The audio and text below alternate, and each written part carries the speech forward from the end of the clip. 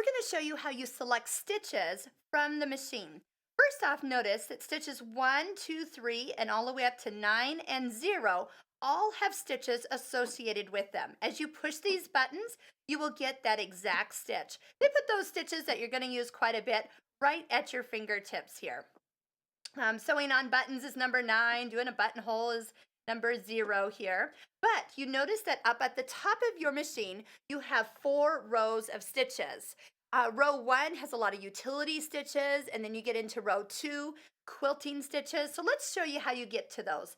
The part that you want, or button you want, is the stitch menu button, the blue button with the straight and zigzag on it. We will use that a lot as we move around the machine.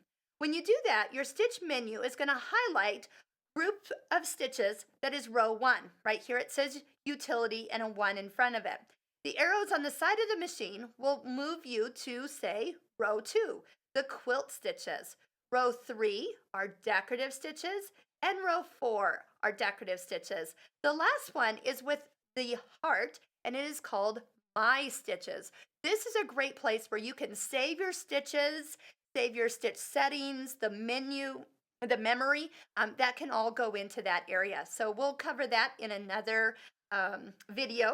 And so we can arrow up or arrow over. So if we want something from row 1, we will want to highlight the first utility collection here. And if I want something, if let's say I want stitch number 20, I need to touch the keypad quickly.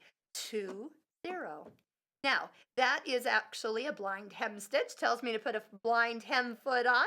And right here I can tell I'm in row 1 with the semicolon and stitch number 20. So at any given time, it'll show you what stitch you're on.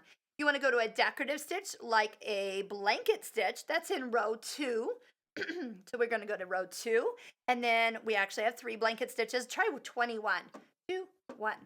Now here's something that sometimes happens when you pick a stitch. And by the way, if you're in row 2 and you need to go to another stitch in row 2, let's go ahead and do stitch number 34. And if I touch 3 and 4, now I touched that kind of slow, didn't I?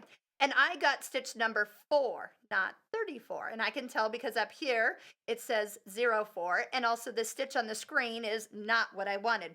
So just reselect that stitch again, 3, 4, and then it will get you to the stitch that you're going for.